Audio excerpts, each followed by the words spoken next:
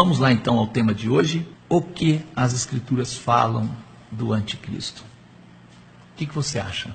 O que as Escrituras falam do anticristo? Sabe quantas vezes no Apocalipse aparece a palavra anticristo? Sabe? Nenhuma. Acredito que você ficou surpreso, não ficou? Nenhuma vez. Você gostaria, meu amigo, minha amiga, de saber quantas vezes em todas as Escrituras aparece a palavra anticristo? Gostaria? A palavra anticristo, incluindo anticristos que tem, ocorre 5 vezes nas Escrituras. É citada apenas em um livro. Sabe quantas vezes os profetas mencionam a palavra anticristo? Sabe? Nenhuma vez. Como disse anteriormente, nenhuma das 5 citações se encontra no Apocalipse. O que as Escrituras falam então do anticristo? As Escrituras falam de muitos anticristos. De muitos. Ela não fala de um só. Há nas Escrituras, meu amigo, algum texto anunciando um governo mundial do anticristo? Não há. Que o anticristo vai enganar o povo judeu? Não existe isso. O que as Escrituras falam a respeito disso, do anticristo? Será que existe essa ideia que ele vai criar uma única religião no mundo? A Bíblia fala disso? Não. Muito do que as pessoas sabem a respeito do anticristo não é o que as Escrituras ensinam. O termo anticristo refere àquele que é contra Cristo ou aqueles que são contra Cristo. É isso, concorda? É isso aí, anticristo.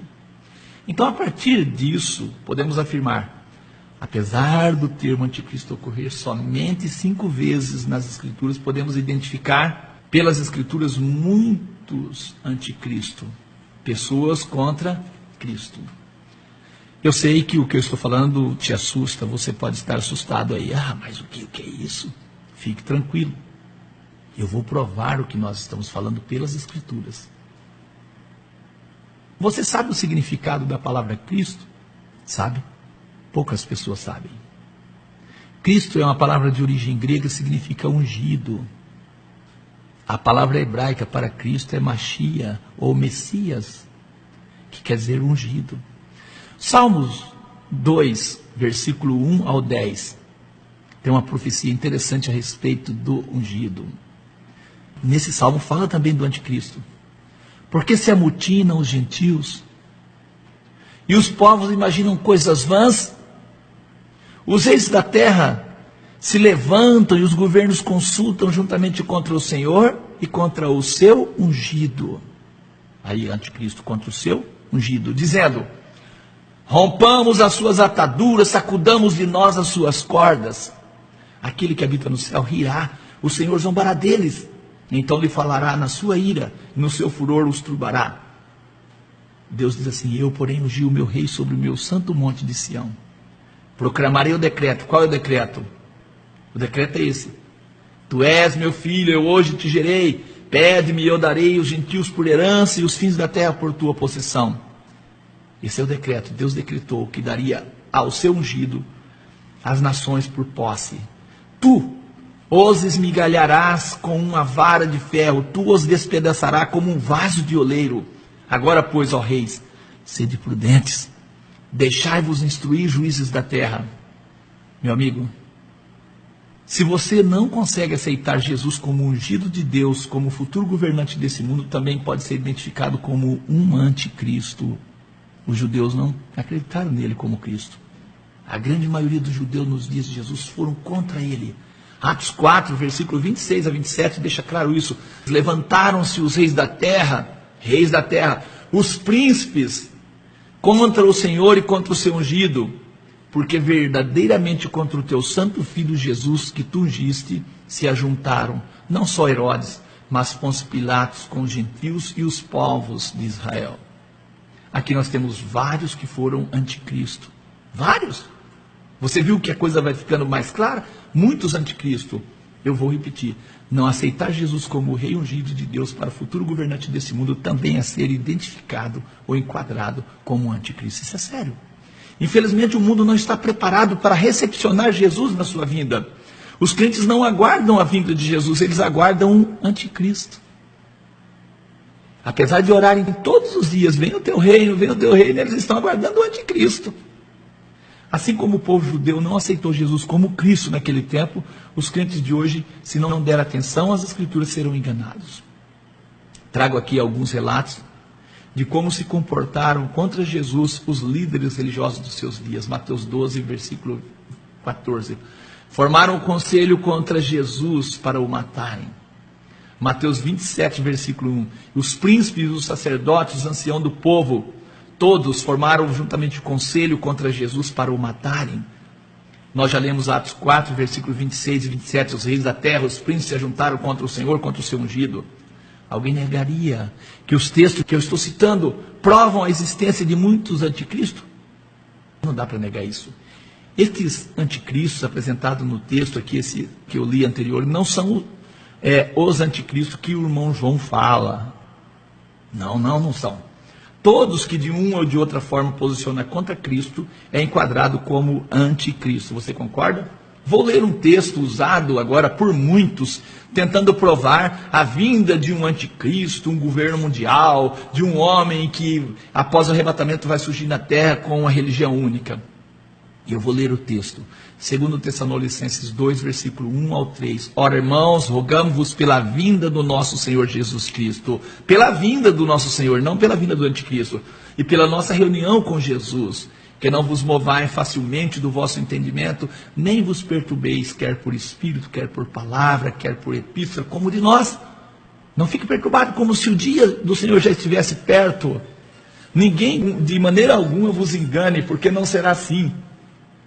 Sem que primeiro venha o quê? A apostasia e se manifeste o homem do pecado, o filho da perdição. O texto que eu mencionei, a palavra anticristo, aparece? Aparece no texto que eu mencionei a palavra anticristo? Não.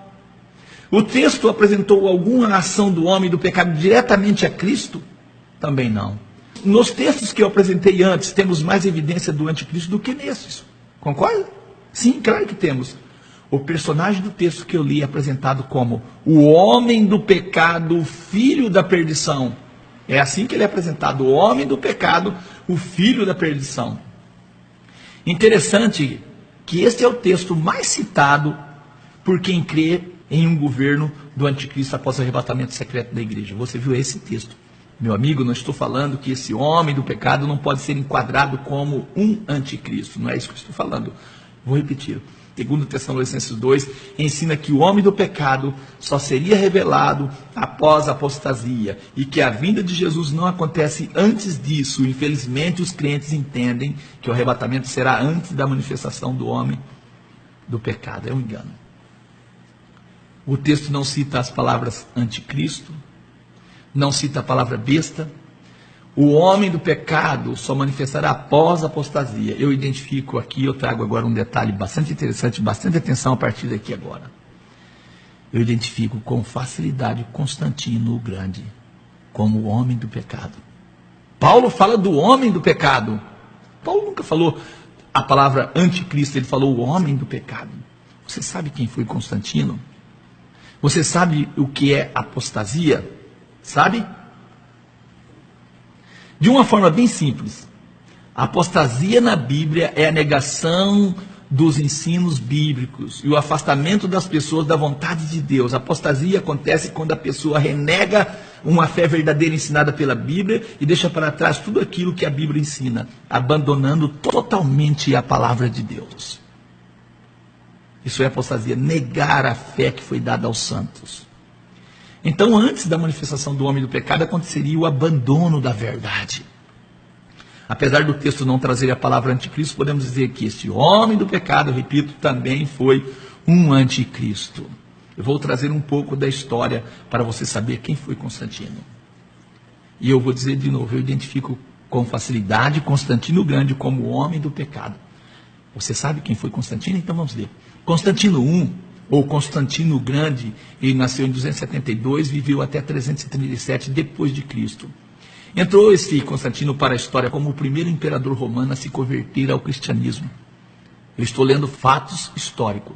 Contudo, fica bem assim, em aberto, palavras do historiador, a seguinte questão: Será que ele, Constantino, teria feito isso por uma pura devoção ou por uma jogada política? Constantino, antes de se tornar cristão, era um homem devoto ao culto aos deuses romanos. Ele próprio se comparava como sendo descendente de Hércules.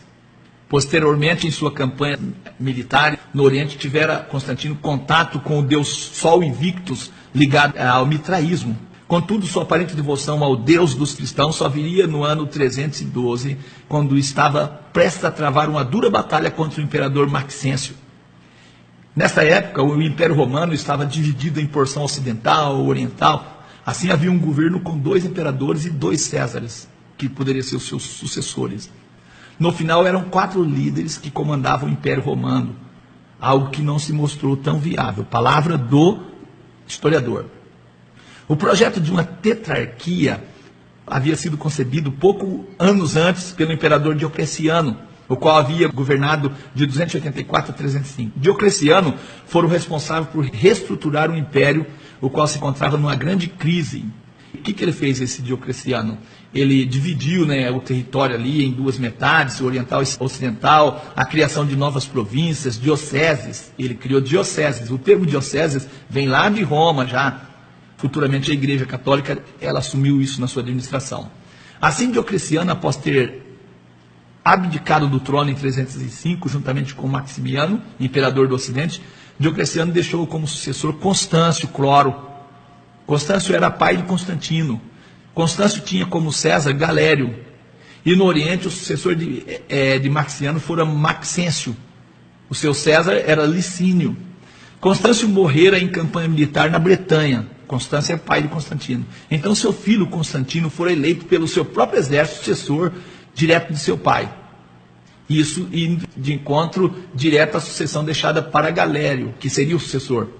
Fato esse que o imperador do Oriente, Maxêncio, não reconheceu. Ele não conseguiu reconhecer Constantino como o novo Augusto. Olha o nome Augusto. O nome Augusto foi um título acrescentado aos imperadores romanos com a intenção de adicionar a ideia de que eles seriam seres sagrados. Palavras minhas. Lembra de querendo parecer Deus? Depois dessa vitória, a história retoma aqui.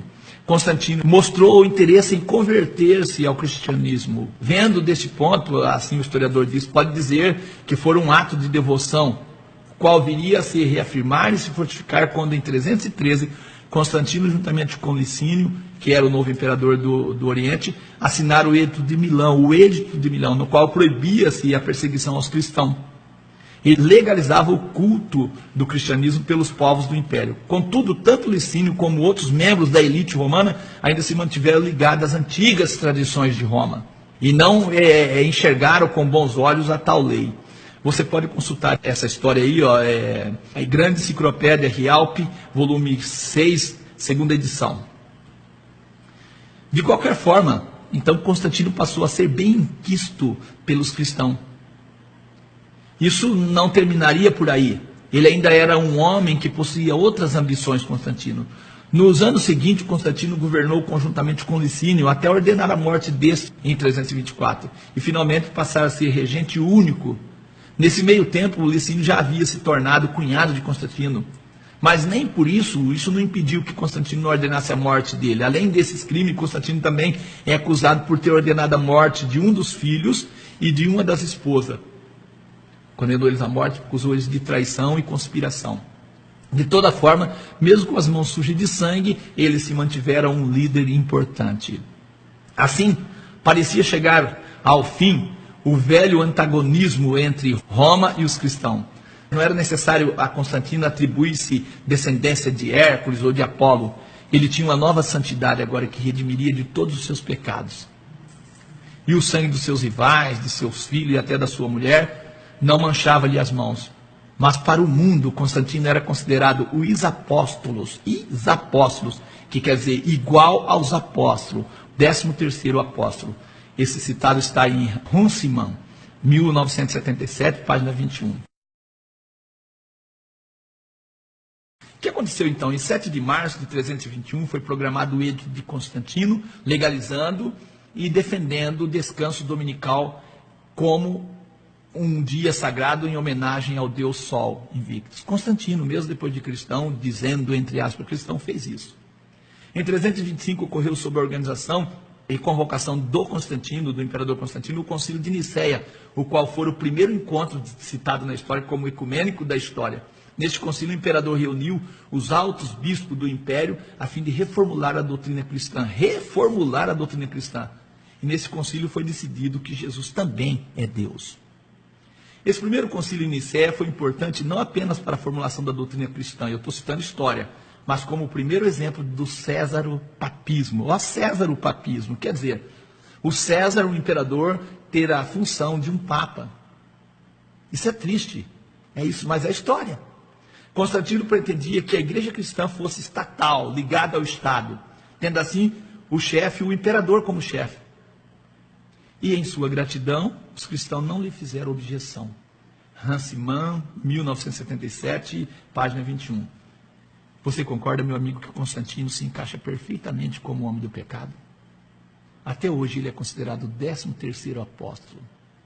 Devido à apostasia existente nos dias de Constantino, seus planos foram à frente. Traga aqui informações da Wikipédia, Enciclopédia Livre, que afirma a posição de Constantino como o cabeça de um grupo apostatado. Constantino então legalizou e apoiou fortemente a cristandade por volta do tempo em que se tornou imperador, com o Edito de Milão. Na sua posição de pontífice máximo, era um cargo tradicionalmente ocupado por todos os imperadores romanos, que tinha a ver com a regulação de toda e qualquer prática religiosa no império. Foi ele quem estabeleceu as condições do exercício público da igreja, e interferiu na organização da hierarquia da igreja. No que diz respeito aos cristãos, Constantino fez muitas coisas nesse sentido de regulamentar o culto. O que já havia sido inaugurado por um imperador pagão antes, Aureliano já tinha feito isso, né? O imperador reafirmara o que já era direito circunscricional da igreja romana. Ou seja, olha o que Constantino diz, que as igrejas cristãs locais, no que diz respeito à sua organização administrativa, inclusive quanto à eleição dos bispos, deveria reportar-se à igreja de Roma. Isso é a Enciclopédia Livre que está falando isso, não sou eu. E aí, não é por acaso que existe uma igreja chamada romana. Eu acredito que deixei claro que o anticristo, segundo a Escritura, são muitos. Eu deixei claro isso, né? Mostrei que o homem do pecado também é um fato acontecido. Você já ouviu dizer que o Espírito Santo vai ser tirado da terra quando o anticristo vier? Eu não encontro essa afirmativa nas Escrituras, nesse sentido. O que eles usam? Eles usam um texto, segundo Tessalonicenses 2, versículo 7 e 8, diz assim: porque já o ministério da injustiça opera, somente há um que agora o resiste, até que do meio seja tirado. Esse texto não se trata do Espírito Santo ser tirado da terra. Eu vou dizer do que se trata. Se trata da organização do Império Romano, que resistia e não deixava surgir um líder religioso. Mas quando Constantino assumiu o poder, ele diminuiu a força dos outros governadores e ele tornou o único imperador. E quando ele tornou o único imperador, ele se juntou e criou um movimento político e religioso que deu força para ele se manter no poder. Então Roma sempre estava de olho, quando surgiu um líder religioso, ela fez isso com Jesus, estava de olho. Ela apagava, ela ia para cima.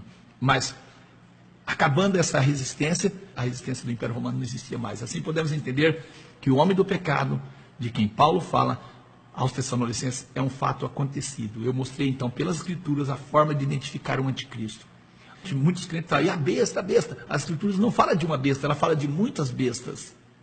A besta nunca em profecia refere a homem, são representadas por reinos.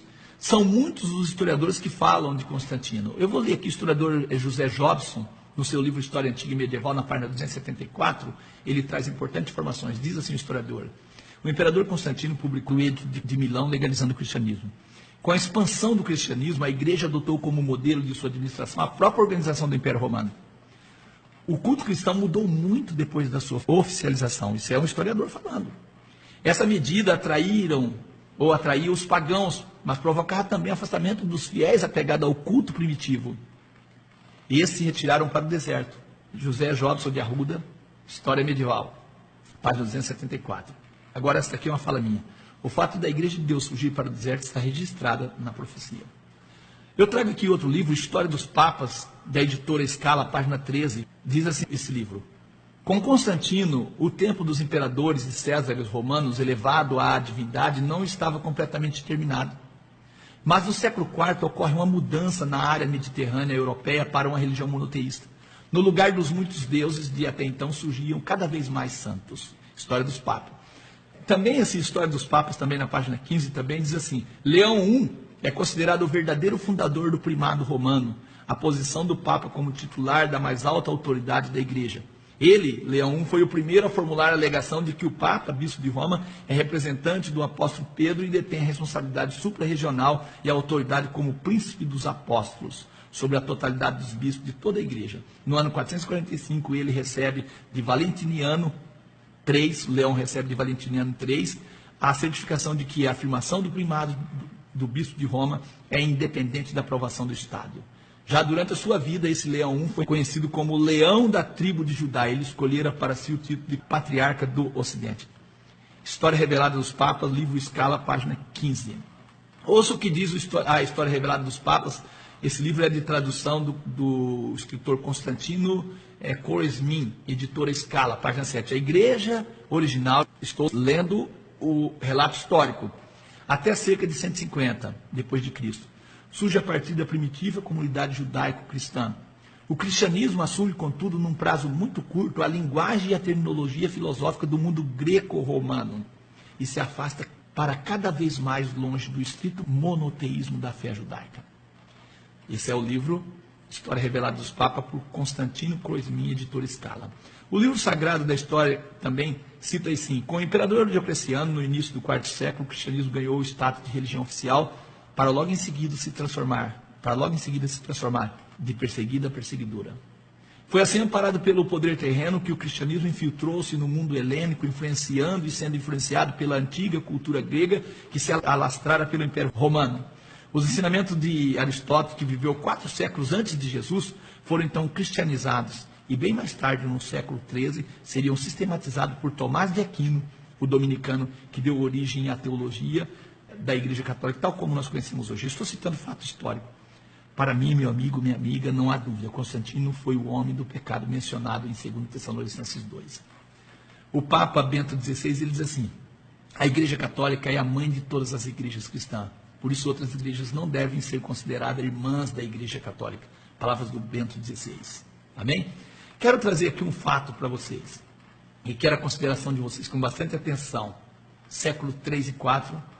No século 3 e 4 aconteceu concílios que aprovaram a santificação do domingo, a proibição de judaizar, ou seja, de guardar o sábado. O Filho de Deus, Jesus Cristo, passa a ser equiparado ao Pai, os dois são Deus, mudando apenas a função. O Espírito do Pai passa a ser uma terceira pessoa. Isso no século 3 e 4. Aí no século 3 e 4 há a divisão. Uma parte da igreja perseguida nas montanhas e deserto, por toda a Idade Média, preserva as doutrinas oriundas do judaísmo ensinadas pelos profetas, por Jesus e pelos apóstolos. Outra parte da igreja torna secular, passa a exercer grande poder político na Idade Média. Aí no século XVI acontece a divisão. Protestantismo por um lado, e por outro lado a igreja dominante impõe mais perseguição e ainda preserva a doutrina oriunda da filosofia grego-latina e romana. No século XVI, então, a divisão, surge ali o protestantismo, surgem várias igrejas no século XIX e XX, evangélicas e pentecostais. Mais tarde, essas igrejas evangélicas e pentecostais descobrem alguma doutrina equivocada e aí começa o seguinte: fazer uma mudança, mas ainda guarda a essência da doutrina romana. Trindade, domingo, imortalidade da alma, céu como morada. Você viu o que é interessante? Agora eu trago outras perguntas. Onde estava a igreja de Deus quando parte dela se apostatou da sã doutrina no 3º século? Onde estava a igreja de Deus durante a chamada Idade Escura, 538 a 1798? Onde estava a igreja de Deus quando Martinho Lutero se levantou contra o clero? Onde estava a igreja de Deus quando surgiram os grandes movimentos religiosos, calvinismo, luteranismo e anglicanismo? Onde estava a igreja de Deus quando surgiram as grandes igrejas, batista, anglicana, metodista, presbiterianas, pentecostais? Vou dizer, meu amigo, Deus sempre preservou a sua igreja, desde os primeiros séculos. Desde o 1º século. Pequenos grupos de adoradores que cultuavam o seu Deus nas montanhas e nas cavernas, guardando e preservando a doutrina pura, não misturada. Estavam lá. no deserto. Aí no século XIX, movimentos que saíram da reforma protestante surgem como os únicos porta-bandeira da verdade. Jesus diz: as portas do inferno não prevalecerão contra a minha igreja. Quando alguns descobriram que Deus não é três, recusando a teoria dos três em uma trindade, já existia um grupo que cria assim. Quando alguns descobriram que o sábado devia ser guardado como um mandamento de Deus, já existia um povo que assim fazia. Quando surgiu um movimento dizendo que as mulheres deviam cobrir a cabeça com véu para orar, já existia um movimento que assim acreditava. Agora a questão é a seguinte, meu amigo. Quando te pergunta sobre a origem da sua igreja, você aponta para algum momento no século XVIII, XIX, XX, ou aponta para a época dos apóstolos? Eu quero terminar lendo 1 João 2, versículo 18 ao 22. Filhinhos, é já a última hora. Como ouviste que vem o anticristo, também agora muitos se têm feito anticristo, por onde conhecemos que é já a última hora. Olha o que João fala: saíram de nós. De onde saiu o anticristo? Do meio da igreja. Mas não era de nós, porque se fosse de nós, ficaria conosco. Mas isso é para que se manifeste que não são todos de nós. Vós tendes a unção do santo. Sabei tudo. Não vos escrevi porque não soubesses a verdade, mas porque a sabeis. Porque nenhuma mentira vem da verdade. Nenhuma mentira vem da verdade. Quem é o mentiroso? Senão aquele que nega que Jesus é o Cristo. Quem nega Jesus como Cristo é mentiroso. E o anticristo é esse mesmo que nega o Pai e o Filho. Eu digo de novo, o termo anticristo refere àqueles que são contra Cristo. Podemos dizer que nossos irmãos identificavam o homem do pecado como anticristo que viria. Nosso irmão João fala de muitos anticristos. João fala de pessoas que apostatariam da fé, abandonariam a igreja de Deus fazendo oposição a Cristo. A partir disso, vários homens têm se colocado como cabeça da igreja. Quem é o cabeça da igreja na Bíblia? Efésios 5, versículo 23 diz assim: porque o marido é o cabeça da mulher, como também Cristo é o cabeça da igreja. Quem é o fundador da igreja? 1 Coríntios 3 e 11, porque ninguém pode pôr outro fundamento além do que já está posto, qual é Jesus Cristo. Isso confirma o que falamos, são muitos anticristos. Meu amigo, minha amiga, eu sei que essa palavra não é fácil, mas é uma palavra que é verdadeira. Há muitos anos, as pessoas cobravam de mim um estudo a respeito disso. Eu sempre procurei trazer um estudo e procuro trazer de uma forma que leve você a pensar. Eu digo de novo, não estamos aqui para criticar a fé de ninguém. Estamos aqui para falar da palavra de Deus. Agora, se aquilo que as pessoas creem contradiz as Escrituras, nós não podemos fazer nada. Vamos orar em nome de Jesus. Querido Deus, te dou graças por tudo. Te agradeço pelas bênçãos, pela paz recebida das suas santas mãos. Te agradeço, ó Deus eterno, por tua palavra. Que nós possamos buscar, conhecer, pesquisar, ó Deus querido, a respeito da tua palavra, pesquisar os fatos históricos também. Senhor, abençoa o coração deste ouvinte, ó Deus. Abençoa a família dele. Abençoa as pessoas que têm feito seus pedidos de oração, atendendo na necessidade de cada um. Mas, acima de tudo, nós oramos para que o teu Espírito Santo possa adentrar o coração de cada pessoa, para compreender a tua palavra. Eu sei que os homens, ó Pai, não querem desagradar ao Senhor, mas muitas vezes os homens e mulheres são manipuladas. Infelizmente, a religião tem um poder de manipulação muito grande. E a autoridade das Escrituras fica muitas vezes deixada de lado. Te peço, Senhor, tenha misericórdia de nós, Senhor, abra nossa mente, nosso coração. Precisamos de conhecer a tua verdade, precisamos de conhecer o Senhor. Abra o nosso coração, Senhor. Abra o coração deste amigo, deste ouvinte que é sincero na sua fé e busca conhecer ao Senhor. Nós pedimos em nome de Jesus, oramos para que a bênção do Senhor possa enriquecer o coração de cada um, em nome de Jesus. Meu amigo, minha amiga, a paz seja contigo, que Deus abençoe. E assim nós encerramos o programa. Nosso telefone WhatsApp 9999 17385.